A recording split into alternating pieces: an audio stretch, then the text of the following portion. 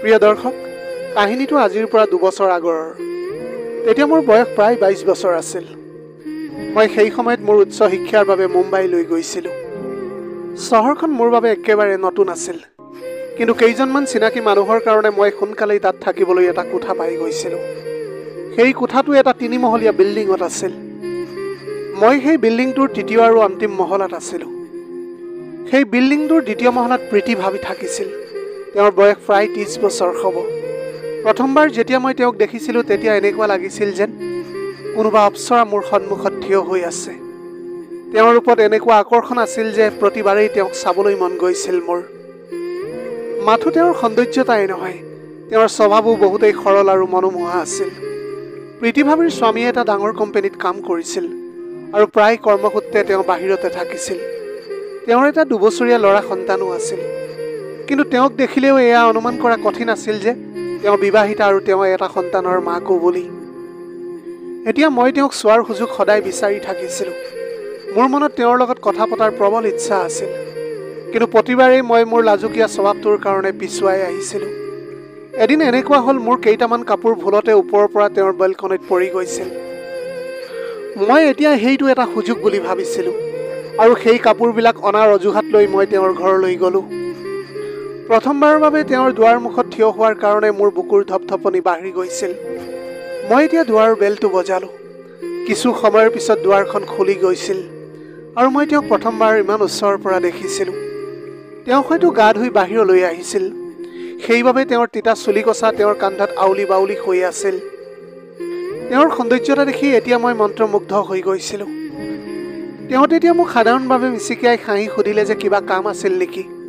তেতিয়া তেওঁ লগতে সুধিছিলে যে তুমি কোন। তেওঁৰ সেই প্ৰশ্ন শুনাৰ লগে লগে মই অলপ থতমত খাই উঠিছিলোঁ। মোৰ জিভা যেন লাগি ধৰিছিল, কিন্তু নিজকে নিয়ন্ত্ৰণ কৰি ক'লোঁ, মেডাম, মই ওপৰৰ মহলাতে থাকোঁ। মোৰ কেইটামান কাপোৰ ভুলতে আপোনাৰ বেলকনিত পৰি গৈছিল, সেয়াহে মই নিবলৈ আহিছোঁ। ভাবিয়ে মোৰ ফালে চাইছিল আৰু সাধাৰণভাৱে মিচিকিয়াই ক'লে, তুমি ওপৰৰ ফ্ল'ৰত থাকা ন? মই মূৰ দুপিয়াই বুলি উত্তৰ দিছিলোঁ। তাৰপিছত তেওঁ ক'লে, ঠিক আছে, ইয়াতে ৰখা, মই তোমাৰ কাপোৰখিনি লৈ আহোঁ। মই তাতেই দুৱাৰ ওচৰত থিয় হৈ এতিয়া তেওঁলৈ বুলি অপেক্ষা কৰিবলৈ ধৰিলোঁ। কিছু সময়ৰ পিছত তেওঁ ভিতৰৰ পৰা কাপোৰ লৈ বাহিৰলৈ ওলাই আহিলে। কাপোৰখিনি মোৰ হাতত দি তেওঁ মোক সুধিলে যে তুমি ইয়ালৈ নতুনকৈ আহিছা নেকি? মই তেতিয়া থোকাথুকি মাতেৰে ক'লোঁ, হয়, মোৰ নাম ৰোহন আৰু মই ইয়ালৈ কিছুদিন আগতেই পঢ়িবলৈ আহিছোঁ। ভাবিয়ে মূৰ দুপিয়াই ক'লে, ঠিকেই আছে তেনেহ'লে। এতিয়া মই অনুভৱ কৰিছিলোঁ যে তেওঁৰ কথাৰ সুৰত আপোনতা আছিল, যিয়ে মোক সহজ অনুভৱ কৰাই দিছিল। মই সাহস কৰিলোঁ আৰু কথা বতৰা আগুৱাই নিবলৈ চেষ্টা কৰিছিলোঁ। মই তেতিয়া সুধিছিলোঁ যে আপোনাৰ নামটো কি আৰু আপুনি কি কৰে? তোমাৰ মোৰ নামৰ লগত কি কাম আছে? মাত্ৰ তুমি মোক দেখিলে ভাবি বুলি মাতিবা আৰু ইয়াতেই কাম শেষ। তেওঁৰ বিন্দাছ কথা বতৰা আৰু কথা কোৱাৰ ধৰণত মই অলপ লাজ অনুভৱ কৰিছিলোঁ। কওঁ নকওঁকৈ মই ক'লোঁ, নাই, মইতো আপোনাৰ লগত কথাহে পাতিবলৈ বিচাৰিছিলোঁ। আপোনাক ভাবি বুলি মাতিবলৈ মোৰ কোনো অসুবিধা নাই। সেয়া শুনাৰ লগে লগে ভাবিয়ে জোৰ জোৰকৈ হাঁহিবলৈ ধৰিছিল। তেওঁৰ হাঁহিত এক সৰলতা আৰু আপোনতা আছিল, যিয়ে যিকোনো ব্যক্তিকে তেওঁৰ প্ৰতি আকৰ্ষণ কৰিবলৈ পাৰে। তেওঁ তেতিয়া ক'লে যে আচলতে মই তোমাক ধেমালিহে কৰিছোঁ। মোৰ নাম প্ৰীতি আৰু মই হাউচৱাইফ, কিন্তু তুমি মোক মেডাম বুলি নামাতিবা, মাত্ৰ তুমি মোক ভাবি বুলিয়েই মাতিবা।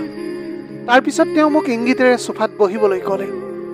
তেওঁৰ কথাৰ পৰা মোৰ এনেকুৱা লাগিছিল যে তেওঁ কথা পতা মুডত আছিল, কিন্তু মোৰ সেইটো সময়তে কিবা এটা প্ৰয়োজনীয় কাম মনত পৰিছিল আৰু মই তেওঁক লাহেকৈ ক'লোঁ যে নাই ভাবি, আজি মই বহিবলৈ নোৱাৰোঁ, পিছত কেতিয়াবা আহিম বাৰু আপোনাৰ ওচৰলৈ, এতিয়া মোৰ অলপ কাম আছে।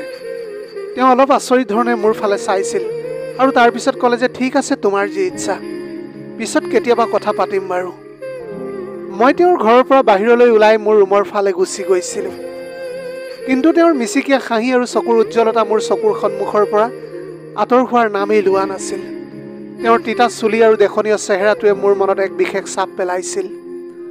সেই নিশা মই ভালকৈ শুবলৈ নোৱাৰিলোঁ। মোৰ মনত প্ৰীতিভাবীৰ কথা আৰু তেওঁৰ হাঁহিটোৱে বাৰে বাৰে প্ৰতিধ্বনিত হৈ আছিল। তেওঁৰ সৰলতা আৰু বিন্দাছ স্বভাৱে মোক তেওঁৰ বিষয়ে আৰু জানিবলৈ ইচ্ছুক কৰি তুলিছিল। এতিয়া মোৰ তেওঁৰ এটা এটা কথাই মোৰ মগজুত বিচৰণ কৰি আছিল আৰু মই এয়াই ভাবি আছিলোঁ যে তেওঁৰ লগত আকৌ কেতিয়া কেনেকৈ লগ পাবলৈ পাৰিম। সেই নিশা আৰু মোৰ টোপনি নাহিল। তেওঁৰ বিষয়ে ভাবি ভাবি ৰাতিপুৱা হৈ গৈছিল। এনেকৈ 2-3 দিন পাৰ হৈ গ'ল। এদিন ৰাতিপুৱা মোৰ বেলকনিত থিয় হৈ মই চাহ খাই আছিলোঁ। তেতিয়াই মই দেখিলোঁ যে তেওঁৰ বেলকনিত কাপোৰ মেলি আছিল। মোক দেখাৰ লগে লগে তেওঁ থতমত খোৱাৰ দৰে কৰিলে আৰু তেওঁৰ নিজৰ শাৰীখন ঠিক কৰিলে আৰু ভিতৰলৈ বুলি গুচি গ'ল। সেইদিনা মোৰ অনুভৱ হ'ল যে প্ৰীতিভাবী সঁচাকৈ বহুত ধুনীয়া, আৰু মই ভাবিবলৈ ধৰিছিলোঁ যে তেওঁৰ লগত এতিয়া কথা বতৰা কেনেকৈ আগবঢ়াওঁ। এনেকৈ কিছুদিনৰ পিছত মোৰ চিনাকি বিল্ডিঙৰ এজন ল'ৰাৰ লগত হ'ল। সেই ল'ৰাজনৰ পৰা মই গম পালোঁ যে প্ৰীতিভাবীৰ স্বামী বেছি সময় ঘৰৰ বাহিৰতে থাকিছিল। পিছদিনা মই ভাবিক বিল্ডিঙৰ ছাদৰ ওপৰত লগ পালোঁ। তেওঁ তাত মেলি থোৱা আচাৰৰ বটলটো নিবলৈ আহিছিল। যেতিয়া তেওঁ বটলকেইটা নিবলৈ গৈছিল, তেতিয়া তেওঁৰ শাৰীখন ভৰিত ফচি পিছলি গৈছিল। মই তেওঁক উঠাবলৈ চেষ্টা কৰিবলৈ ধৰিলোঁ, কিন্তু তেওঁ নিজে উঠিবলৈ পৰা নাছিল। সেইটো সময়ত তেওঁ মোক মানা কৰিছিল, কিন্তু মই বাধ্য হৈ তেওঁক দাঙি মোৰ কোচত তুলি লৈছিলোঁ। সেই সময়ত তেওঁ নিজৰ চকু বন্ধ কৰি লৈছিল। মই এতিয়া ভাবিছিলোঁ যে তেওঁক উঠাই থিয় কৰাই দিম, কিন্তু মই তেওঁক তেওঁৰ ঘৰলৈ নি বিচনাত ৰাখিবলগীয়া হ'ল। যেতিয়া মই তেওঁক বিচনাত শুৱাই দিছিলোঁ, তেতিয়া মই তেওঁৰ ওচৰলৈ গৈ সুধিলোঁ, ভাবি আপুনি বেছি দুখ পোৱা নাইতো? বেছিকৈ বিষাইছে নেকি আপোনাৰ? তেওঁ ক'লে, ভৰি আৰু কঁকালত অলপ বিষাইছে। তেতিয়া মই তেওঁৰ ভৰিখন অলপ হিলাই দিছিলোঁ। তেতিয়া দেখিলোঁ যে তেওঁৰ ভৰিখন লৰচৰ কৰাৰ পিছতো বেছি বিষোৱা নাছিল। তেতিয়া তেওঁ মোৰ ফালে চাই ক'লে যে তেনেকুৱা কৰিলে কি হয়? মই ক'লোঁ যে মই চেক কৰি আছিলোঁ ক'ৰবাত ফ্ৰেকচাৰ হৈছে নেকি বুলি আপোনাৰ। তেতিয়া তেওঁ মোৰ ফালে চাই ক'লে, বহুত বিষালে হয়তো ফ্ৰেকচাৰ হ'লহেঁতেন, কিন্তু মোৰ তেনেকুৱা নাই লগা। তেওঁৰ উত্তৰটো শুনি এতিয়া মই মিচিকিয়াই হাঁহিছিলোঁ। মই তেতিয়া তেওঁক সুধিলোঁ যে কি আপোনাৰ ওচৰত কিবা পেইন ৰিলিফ ক্ৰীম আছে নেকি? তেওঁ ক'লে যে ওচৰৰ ড্ৰয়াৰটোতে আছে। মই লগে লগে উঠি তেওঁ দেখুৱাই দিয়া ড্ৰয়াৰটো খুলিলোঁ আৰু ভলিনীটো উলিয়াই আনিলোঁ। মই একো সোধপোছ নকৰাকৈ মই তেওঁৰ কঁকালত ক্ৰীমটো লগাই দিবলৈ ধৰিছিলোঁ। সেইটো সময়ত ভাবি অলপ লাজ কৰা যেন লাগিছিল। মোৰ এনেকুৱা লাগিছিল যে হয়তো আজিলৈকে কোনো পুৰুষে তেওঁক স্পৰ্শ কৰা নাই। অলপ সময় বহাৰ পিছত মই ভাবিলোঁ যে ভাবিৰ লগত টাইম পাছ কৰাটোৱেই ভাল হ'ব, কিন্তু তেওঁৰ বিষটো কম হোৱা যেন নালাগিছিল। তেওঁ ক'লে যে মোৰ বিষটো কমা নাই, ক'ৰবাত মই বেছিকৈ আঘাত পাইছোঁ চাগে, মই ডাক্তৰক দেখুৱাব লাগিব।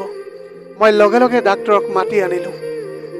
ডাক্তৰে তেতিয়া চেক আপ কৰি ক'লে যে তেনেকুৱা ডাঙৰ কোনো সমস্যা নাই, অলপ দৰৱ খাই আৰাম কৰিলেই ঠিক হৈ যাব। ৰাতিৰ আহাৰ মই নিজেই বনালোঁ আৰু তেওঁৰ কোঠালৈ গৈ তেওঁক দিলোঁগৈ। মই ক'লোঁ যে ভাবি যদি আপোনাৰ উঠোতে কিবা সমস্যা হৈছে, তেনেহ'লে মই আপোনাৰ ইয়াতে থাকি দিওঁ। তেওঁ ক'লে যে নাই, নালাগে, এবাৰ মাত্ৰ মোক বাথৰুমলৈকে লৈ ব'লা। তাৰপিছত ৰাতি আৰু মোৰ কোনো সমস্যা নহয়। মই তেওঁৰ ওচৰত থিয় হৈ গ'লোঁ আৰু তেওঁৰ গাত ধৰি লাহে লাহে যাবলৈ ধৰিছিলোঁ। এতিয়া বাথৰুমৰ ভিতৰলৈ গৈ তেওঁ ফ্ৰেছ হ'ল আৰু মই বাহিৰতে ৰৈ থাকিলোঁ। মই তেওঁক জিৰণি ল'বলৈ ক'লোঁ। তেতিয়া তেওঁ ক'লে যে মোৰ ঘৰৰ দুৱাৰ বন্ধ কৰি যাবা, মই উঠিবলৈ নোৱাৰোঁ। এপাত চাবি মোৰ ওচৰত আছে আৰু এপাত চাবি তুমি লৈ যোৱা। মই তেনেকুৱাই কৰিলোঁ আৰু নিজৰ কোঠালৈ বুলি গুচি গ'লোঁ। ৰাতিপুৱা মই সোনকালে উঠি চাহ বনালোঁ আৰু ভাবিৰ কোঠালৈ বুলি লৈ আহিছিলোঁ। মই তেতিয়া দেখিছিলোঁ যে তেওঁ সাৰ পাই আছিল। মই তেওঁক চাহ দিলোঁ আৰু সুধিলোঁ, ভাবি আপুনি বাথৰুমলৈ যাব নেকি? ভাবিয়ে ক'লে যে নাই, মই গৈ আহিলোঁ।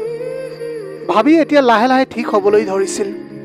যোৱা 2 দিনৰ পৰা মই তেওঁক শুশ্ৰূষা কৰি আহিছিলোঁ, কিন্তু যেতিয়াই মই তেওঁৰ সন্মুখত থাকোঁ, তেতিয়া মোৰ মনটোৱে মানি নলৈছিল যে মই ভাবিৰ সন্মুখতে থিয় হৈ আছোঁ বুলি।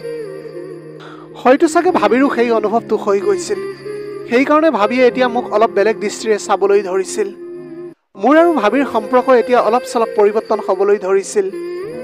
মোৰ অনুভৱ হৈছিল যে দুয়োৰে মনত কিছুমান ভাৱনাই খেলিমেলিৰ সৃষ্টি কৰিছে। অৱশেষত সেই দিনটো আহিল, যাৰ মই অতি আগ্ৰহেৰে অপেক্ষা কৰি আছিলোঁ। মই এতিয়া কোনো লাজ নকৰাকৈ ভাবিৰ কোঠালৈ যাবলৈ ধৰিছিলোঁ। মোৰ চকু একেৰাহে তেওঁৰ সৌন্দৰ্যতাৰ ওপৰতে থাকিছিল। এতিয়া তেওঁ মোৰ চাৱনিৰ অৰ্থ বুজিবলৈ পাৰিছিল। ভাবিৰ শুশ্ৰূষা কৰাৰ পিছত তেওঁ এতিয়া মোৰ লগত বহুত খোলাখুলিকৈ কথা পাতিবলৈ ধৰিছিল। এতিয়া মোৰ তেওঁৰ ঘৰলৈ যাবলৈ কোনো কুণ্ঠাবোধ নহৈছিল। ইতিমধ্যে তেওঁৰ স্বামীও এই ঘটনাটোৰ বিষয়ে গম পাইছিল। হয়তো তেওঁ ভাবিৰ এনেকুৱা পৰিস্থিতিত মোৰ সহায় লোৱাৰ কথা ভাবিছিল। এতিয়া মই আৰু দাদায়ো বহুত সময় কথা পাতিবলৈ ধৰিছিলোঁ। দাদা আগৰে পৰাই ঘৰত বহুত কমকৈ থাকিছিল, কিন্তু এতিয়া মোৰ উপস্থিতিত তেওঁৰ ভাবিলৈ চিন্তা অলপ কম হৈ গৈছিল। যেতিয়া দাদা ঘৰত নাথাকে, তেতিয়া ভাবিয়ে মোক তেওঁৰ ঘৰত খাবলৈ মাতিবলৈ ধৰিলে। মই তেওঁৰ ল'ৰাৰ লগতো সময় কটাবলৈ ধৰিছিলোঁ, যাৰ ফলত ভাবিয়ে অলপ জিৰণি ল'বলৈ সময় পাইছিল। কিন্তু মোৰ মনটো সদায় ভাবিৰ ওপৰতে নিবদ্ধ হৈ আছিল। মই তেওঁৰ চকুৰ ভাৱনাক বহুতবাৰ পঢ়িবলৈ চেষ্টা কৰিছিলোঁ। হয়তো তেওঁ মোৰ দৃষ্টিৰ অৰ্থ বুজিবলৈ পাৰিছিল, কিন্তু তেওঁৰ ব্যৱহাৰত বিশেষ কোনো পৰিৱৰ্তন হোৱা নাছিল, যাৰ ফলত মোৰ আশা আৰু বাঢ়িবলৈ ধৰিলে। অৱশেষত সেই দিনটো আহিলে যাৰ মই বহুদিনৰ পৰা অপেক্ষা কৰি আছিলোঁ। আমি সকলো বিল্ডিঙৰ ভাড়াতীয়াবিলাকে নতুন বছৰৰ এটা পাৰ্টিৰ আয়োজন কৰিছিলোঁ, য'ত ভাবিও উপস্থিত থকাৰ কথা আছিল। যেতিয়া মই ভাবিক সময়ৰ কথা ক'বলৈ গ'লোঁ, তেতিয়া তেওঁ ক'লে যে আজিৰ পাৰ্টিত তোমাৰ দাদা উপস্থিত থাকিবলৈ নোৱাৰিব, কাৰণ তেওঁ তেওঁৰ কোম্পানীৰ পাৰ্টিলৈ যাবলগীয়া হ'ল। মই উত্তৰ দিলোঁ যে ঠিক আছে ভাবি, কিন্তু আপুনি থাকিব ন? ভাবিয়ে হাঁহি এটা মাৰি ক'লে, মই নিশ্চয় আহিম। বিশেষকৈ তোমাৰ কাৰণে এই নতুন বছৰটোত তোমাক মই এটা উপহাৰ দিম। মই ফূৰ্তিতে সুধিলোঁ, কি উপহাৰ কওক না। তেওঁ তেতিয়া ক'লে যে এই কথাটো মই এতিয়াই ক'ব নোৱাৰোঁ, এয়া এটা ছাৰপ্ৰাইজ হ'ব। মই ক'লোঁ যে ঠিক আছে বাৰু ভাবি। এনেকৈ কিছু সময়ৰ পিছত ৰাতি 9 বজাত পাৰ্টি আৰম্ভ হৈ গৈছিল। সেইটো সময়ত ভাবিও আহি পাইছিলহি। সঁচাকৈয়ে তেওঁৰ সৌন্দৰ্যতা দেখি প্ৰতিবাৰেই মোৰ মন বিচলিত হৈ পৰিছিল। সেইটো সময়ত তেওঁক একেবাৰে পৰীৰ দৰে লাগিছিল। তেওঁ ৰঙা ৰঙৰ নেট শাৰী এখন পিন্ধি আহিছিল। পাৰ্টিত এতিয়া সকলোৱে তেওঁৰ ফালে চাবলৈ ধৰিছিল, আৰু মহিলাবিলাকৰ মাজত তেওঁৰ সৌন্দৰ্যতা দেখি জ্বলন অনুভৱ হৈছিল। কিছু সময়ৰ পিছত নাচ গান আৰম্ভ হৈ গ'ল, আৰু সকলো লোক নাচিবলৈ সাজু হৈ গৈছিল। কিন্তু যেতিয়া মই ভাবিক নাচিবলৈ ক'লোঁ, তেতিয়া তেওঁ একেবাৰে মানা কৰি দিছিল। কিন্তু যেতিয়া মই তেওঁক আকৌ ক'বলৈ গ'লোঁ, তেতিয়া তেওঁ মোক ক'লে যে এনেকুৱা লাগিছে যেন মই কেৱল তোমাৰ বাবেই সাজি কাচি আহিছোঁ। যেতিয়া তেওঁ নাচিবলৈ সাজু হৈ গ'ল, তেতিয়া মোৰ বহুত ফূৰ্তি লাগিছিল, আৰু আমি দুয়োৱে নাচিবলৈ ধৰিলোঁ। মই নিজকে এতিয়া ৰখাব পৰা নাছিলোঁ। এতিয়া ভাবিও বুজি পাই গৈছিল যে আচলতে মোৰ মনত কি চলি আছে। এতিয়া তেওঁৰ এইবিলাক একেবাৰে ভাল লাগি গৈছিল, আৰু সেইকাৰণে তেওঁ একো কোৱা নাছিল। নাচি নাচি মই অলপ আগবাঢ়ি তেওঁৰ ওচৰলৈ গ'লোঁ, আৰু ভাবিয়ে মোৰ কাণৰ ওচৰলৈ আহি ফুচফুচাই ক'লে, মূৰ্খ, এইখিনি কথা ক'বলৈ তোমাৰ 3 মাহ লাগি গ'ল নেকি? তোমাক মোৰ বহুত ভাল লাগে। ভাবিৰ মুখৰ পৰা এতিয়া সেই কথা শুনাৰ লগে লগে মোৰ আনন্দৰ সীমাই নোহোৱা হৈ গৈছিল। এতিয়াতো মই মাত্ৰ পাৰ্টি শেষ হোৱালৈ অপেক্ষা কৰি আছিলোঁ। আমি এনেকৈ নাচি বাগি থাকিছিলোঁ, আৰু ৰাতি প্ৰায় 12 বজাৰ লগে লগে সকলোৱে ইজনে সিজনক নতুন বছৰৰ শুভেচ্ছা দিলে, আৰু তাৰপিছত আমি সকলোৱে কেক কাটিলোঁ। 1 বজাৰ লগে লগে সকলোৱে খোৱা বোৱা কৰি নিজৰ নিজৰ ঘৰলৈ যাবলৈ ধৰিলে। মই তেতিয়া ভাবিক মোৰ উপহাৰৰ বিষয়ে সুধিছিলোঁ, ভাবি মোৰ গিফ্টটো ক'ত আছে? ভাবিয়ে তেতিয়া মিচিকাই হাঁহি ক'লে, তোমাৰ গিফ্টটো মই এতিয়াহে দিম। এনেকৈ কৈ তেওঁ মোৰ গালত হাত ফুৰাইছিল। ভাবি আগে আগে গৈ আছিল, আৰু মই পিছে পিছে তেওঁৰ ঘৰৰ ফালে গৈ আছিলোঁ। ঘৰ পোৱাৰ লগে লগে ভাবিয়ে মোক তেওঁৰ ফালে টানি নিলে। সেইটো সময়ত মই সুধিছিলোঁ যে ভাবি, দাদা যদি আহি পাই যায় তেনেহ'লে কি হ'ব? ভাবিয়ে ক'লে যে তেওঁৰ ফোন আহিছিল যে তেওঁ ৰাতিপুৱাহে আহিব। তাৰপিছত ভাবিয়ে মোক বেডৰুমলৈ টানি নিলে, আৰু তাৰপিছত এনেকুৱা লাগিছিল যেন মই তেওঁৰ স্বামীহে। আমি দুয়োৱে ইজনে সিজনৰ লগত সময় কটাবলৈ ধৰিলোঁ, যেনেকৈ এহাল স্বামী স্ত্ৰীয়ে ইজনে সিজনৰ লগ দিয়ে। ভাবিয়ে ক'লে যে বহুত ভাল লাগিছে অ'। তাৰপিছত তেওঁ ক'লে যে আজি যি সুখ তুমি মোক দিলা, সেয়া আজিলৈকে মই মোৰ স্বামীৰ পৰা পাই নাই পোৱা। এতিয়াৰ পৰা মই তোমাৰ, যেতিয়াই তোমাৰ মন যায় তুমি মোৰ ওচৰলৈ আহিবা। মই ক'লোঁ যে ঠিক আছে ভাবি, কিন্তু আপুনি মোৰ সকলো কথা মানিব লাগিব। ভাবিয়ে হাঁহি মাৰি ক'লে, যেনেকৈ তুমি ক'বা মই তেনেকৈয়ে কৰিম। আজিৰ পৰা মই তোমাৰ বাবে সম্পূৰ্ণ দাসী হৈ পৰিছোঁ। এনেকৈয়ে ৰাতি 3 বাজি গৈছিল, আৰু তাৰপিছত আমি দুয়োৱে শুই গ'লোঁ। ৰাতিপুৱা 7 বজাত মই সাৰ পাই দেখিলোঁ যে ভাবি কোঠাটোত নাছিল। মই পাকঘৰত গৈ চালোঁ, তেতিয়া দেখিলোঁ যে ভাবিয়ে চাহ বনাই আছিল। ভাবিয়ে ক'লে যে এতিয়া তুমি ইয়াতে থকাটো ঠিক কথা নহ'ব। তোমাৰ দাদা যিকোনো সময়তে আহিব পাৰে। তেওঁৰ এতিয়া ফোন আহিছিল। তাৰপিছত মই নিজকে নিয়ন্ত্ৰণ কৰিলোঁ, আৰু চাহ খাই নিজৰ কোঠালৈ বুলি গুচি আহিলোঁ। সেইদিনাৰ পৰা মোৰ জীৱনেই সলনি হৈ গৈছিল। যেতিয়াই দাদা ঘৰত নাথাকে মই ভাবিৰ ওচৰলৈ গৈছিলোঁ, আৰু সদায় নিজৰ কামনাবিলাক পূৰণ কৰি গৈছিলোঁ। প্ৰিয় দৰ্শক, এয়াই আছিল আজিৰ কাহিনীৰ ভাগ। আজিৰ ভিডিঅ'টি কেনেকুৱা লাগিলে জনাব। যদি ভাল লাগিল তেনেহ'লে লগৰ বন্ধু বান্ধৱীসকলৰ মাজত শ্বেয়াৰ কৰিবলৈ নাপাহৰিব। আপোনালোকৰ গোটেই জীৱনটো হাঁহিৰে উপচি পৰক। পাৰিলে দুখীয়াজনক অলপ সহায় কৰিবলৈ চেষ্টা কৰিব। আপোনালোকৰ অকণমান সঁহাৰিয়ে যদি কোনোবা এজন দুখীয়াৰ জীৱনটো সলনি কৰিবলৈ পাৰে, তাতকৈ পুণ্যৰ কাম আৰু এই পৃথিৱীত একোৱেই হ'ব নোৱাৰে। Have a nice day.